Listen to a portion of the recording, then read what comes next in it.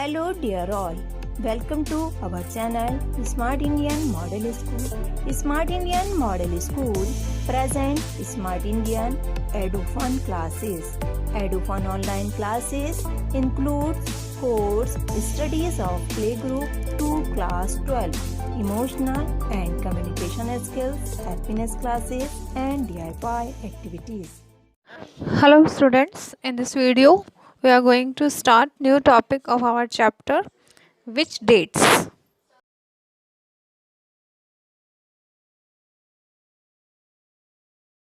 Students, हमने previous video में पढ़ा था कि डेट्स कितनी इम्पॉर्टेंट होती हैं, बट साथ ही हमने ये भी देखा था कि सभी डेट्स इम्पॉर्टेंट्स नहीं होती। बट चलिए, हमने मान भी लिया कि कुछ डेट इम्पॉर्टेंट्स होती हैं, बट उनमें कौन सी डेट्स होती हैं जो इम्पॉर्टेंट होती हैं। स्टूडेंट, हिस्ट्री सिर्फ डेट बेस्ड नहीं होती है, यानी कि डेट से इम्पॉर्टेंट नहीं होती है। हमने कुछ इवेंट भी देखे थे जो हिस्ट्री में इम्पॉर्टेंट होते हैं, जैसे कि जो लोग हैं वो कैसे रहते थे, क्या खाते थे, किस तरह से अपनी लाइफ को वो सर्वाइव करते थे। तो इस तरह की बातों को भी हिस्ट्री में इंक्लूड किया गया है। देखिए स्टूडेंट, आज के टाइम में हम जो भी करते हैं तो वो आने वाले कल में हिस्ट्री बन जाता है। इट मीन्स आज जो भी वर्क हो रहे हैं, जो भी इन्वेंशंस हो रहे हैं या कुछ भी ऐसा हो रहा है, तो वो आने वाले कल के लिए आज हमारा एक एज अ हिस्ट्री की तरह रह जाता है कि हाँ, आज हमने ये किया था और किस तरह किया था। तो ये सब हमारी हिस्ट्री बन जाती है। तो इस तरह से स्टूडेंट्स, हिस्ट्री सिर्फ डेट बेस्ड नहीं है, बट डेट बहुत इम्पॉर्टेंट रोल। तो स्टूडेंट, इस वीडियो में हम यही पढ़ने वाले हैं कि कौन सी डेट्स हैं जो इम्पॉर्टेंट हैं। देखिए स्टूडेंट, वो डेट जो एक इवेंट बेस्ड होती हैं, यानी कि जो किसी इवेंट से रिलेटेड हो, उन डेट्स को हम as a important dates considers करते हैं।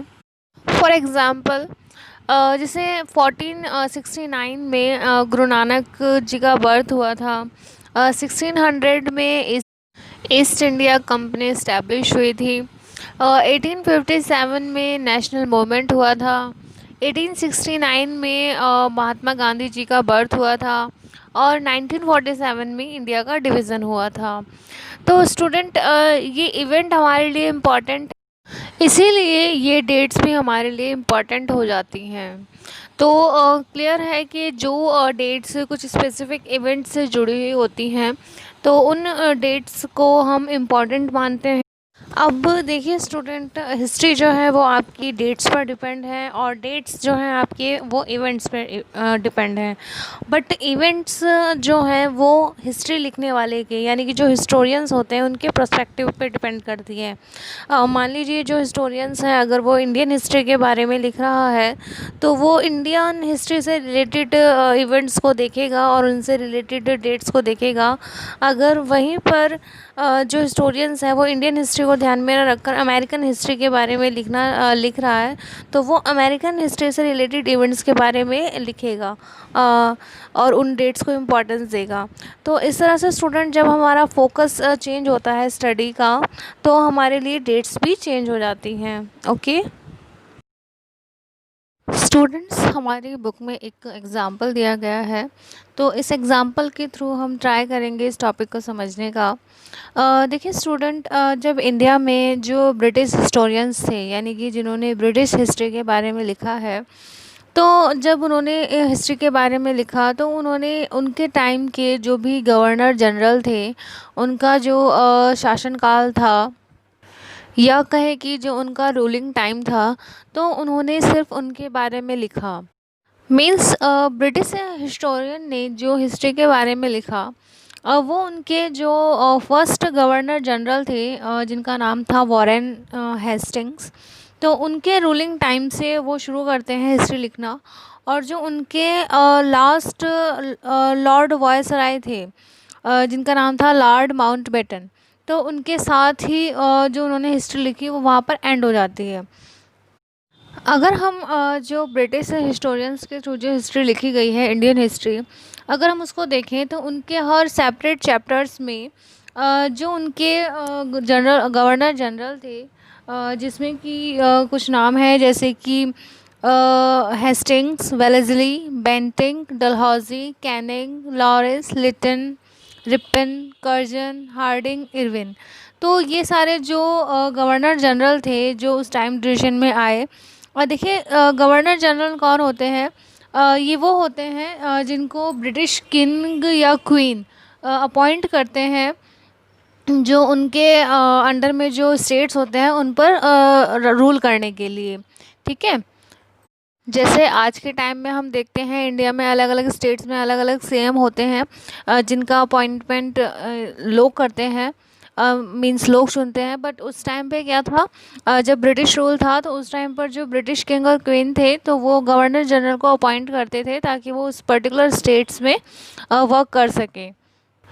तो उन्होंने जो हिस्ट्री लिखी तो उनके बारे में उन्होंने सिर्फ जो उनके गवर्नर जनरल थे उनके बारे में ही लिखा। तो उस हिस्ट्री में जो उनके गवर्नर जनरल थे और जो वाइसराय थे तो उनके बारे में एक ऐसा ब्यौरा दिया गया है या उनके बारे में इतना लिखा गया है। इट मीन्स जो ब्रिटिश हिस्टोरियंस के थ्रू जो हिस्ट्री की बुक्स लिखी गई है तो उनमें इन सभी जो ये पर्सनैलिटीज़ थी, जो ये गवर्नर जनरल थे, तो इन्हीं के बारे में, इनकी एक्टिविटीज़ के बारे में, इनकी पॉलिसीज़ के बारे में, कौन कौन सी पॉलिसीज़ ये फॉलो करते थे और इनके अचीवमेंट के बारे में कि क्या क्या इन्होंने अचीव किया, क्या क्या पॉलिसीज़ लागू की। तो इन्हीं सब के बारे में और इन्हीं से रिलेटेड डेट्स का जो डाटा है वो दिया गया है, जिसे देखकर ये फ़ील होता है कि मानो उस टाइम पर जब ब्रिटिशर्स थे तो ऐसा कुछ इम्पोर्टेंट था ही नहीं जिसको हिस्ट्री का एक पार्ट बनाया जाए। इट मीन्स उन्होंने सिर्फ गवर्नर जनरल के बारे में लिखा, उनके अचीवमेंट्स के बारे में लिखा, उनकी पॉलिसीज़ के बारे में लिखा। बट इसके अलावा जो और लोग थे या फिर और जो चीज़ें थी या और जो घटनाएं हो रही थी और जो इवेंट्स थे उनके बारे में कोई ज़िक्र नहीं था। सो स्टूडेंट, यहाँ पर क्वेश्चन ये रेज़ होता है कि जिस तरह से ब्रिटिशर्स ने हिस्ट्री के बारे में लिखा तो क्या हम इसी टाइम की जो हिस्ट्री थी तो क्या हम इसको एक नए तरीके से या एक अलग ढंग से भी लिख सकते थे? ऑफ कोर्स लिख सकते थे अगर हम डिफरेंट इवेंट्स पर भी ध्यान देते तो। ठीक है। जो इन्होंने वहाँ के गवर्नर जनरल के बारे में हिस्ट्री के बारे में लिखा तो उसमें इन्होंने जो इंडियन सोसाइटी के जितने भी ग्रुप्स थे, जितने भी इम्पोर्टेंट ग्रुप्स थे या फिर जितनी भी क्लासेस थी, जितने भी जाति धर्म के लोग थे, तो उन सब की जो एक्टिविटीज़ थी उन पर कोई ध्यान नहीं दिया गया, उनके बारे में उन्हें हिस्ट्री में कोई जगह नहीं दी गई। तो इन सब चीज़ों को इंक्लूड करते हुए हम उसी टाइम की हिस्ट्री को एक नए ढंग से भी लिख सकते हैं। देखिए स्टूडेंट, जब हम हिस्ट्री लिखते हैं या फिर कोई स्टोरी लिखते हैं तो हम क्या करते हैं, उसको कुछ पार्ट्स में या फिर चैप्टर्स में डिवाइड कर देते हैं। हम ऐसा क्यों करते हैं? हम ऐसा इसलिए करते हैं ताकि जो चैप्टर्स हैं उसमें कुछ सिमिलैरिटीज़ बनी रहे। मीन्स जो एक चैप्टर है वो दूसरे चैप्टर से कहीं ना कहीं रिलेट करता हो या कनेक्ट करता हो। और इस तरह से इन स्टोरीज़ या इवेंट्स को चैप्टर्स में डिवाइड करने का मकसद सिर्फ इतना होता है स्टूडेंट्स कि जो भी स्टोरी या इवेंट्स हम पढ़ रहे हैं, समझ रहे हैं, उसको आसानी से हम समझ सकें और उसको आसानी से हम याद रख सकें। देखिए स्टूडेंट, जो हिस्ट्री गवर्नर जनरल की जो लाइफ थी उस पर बेस्ड थी, तो उनमें उन्हीं की जो एक्टिविटीज़ थी उन्हीं को दिखाया गया था।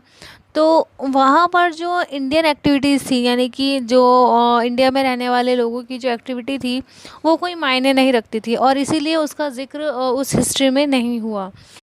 तो इसके लिए अब क्या किया जाए? तो स्टूडेंट, सिंपल सी बात है कि हमें जो हमारी हिस्ट्री है उसका एक अलग फॉर्मेट बनाना होगा। इट मीन्स हमें देखना होगा कि अब जितनी भी डेट्स हैं जिनको इम्पोर्टेंस दिया जा रहा था वो हमारे लिए इम्पोर्टेंट नहीं रहेंगी। क्यों? क्योंकि जब हम हिस्ट्री को एक न्यू वे से लिखेंगे तो उनमें हम उन डेट्स को, उन इवेंट्स को कंसिडर करेंगे जो हमसे रिलेटेड होंगे और इन इवेंट्स के बेस पर जो डेट्स होंगी वो डेट्स हमारे लिए इम्पॉर्टेंट हो जाएंगी। सो स्टूडेंट, इस टॉपिक का अगर हम सिंपल लाइंस में समझना चाहें इस टॉपिक को, तो यहाँ पर डेट्स से हमने शुरू किया था कि कौन सी डेट्स हैं जो इम्पॉर्टेंट होती हैं। डेट्स बेस्ड होते हैं हमारे इवेंट्स पे। हिस्टोरियंस जिन इवेंट्स को देखते हैं, जिन इवेंट्स पे बेस्ड करके वो हिस्ट्री लिखते हैं, तो वही डेट्स इम्पॉर्टेंट हो जाती हैं। देखिए ब्रिटिश गवर्नर जनरल को माइंड में रखा और उनके बिहाफ पर हिस्ट्री लिखी, तो उनके लिए वो डेट्स इम्पॉर्टेंट थी।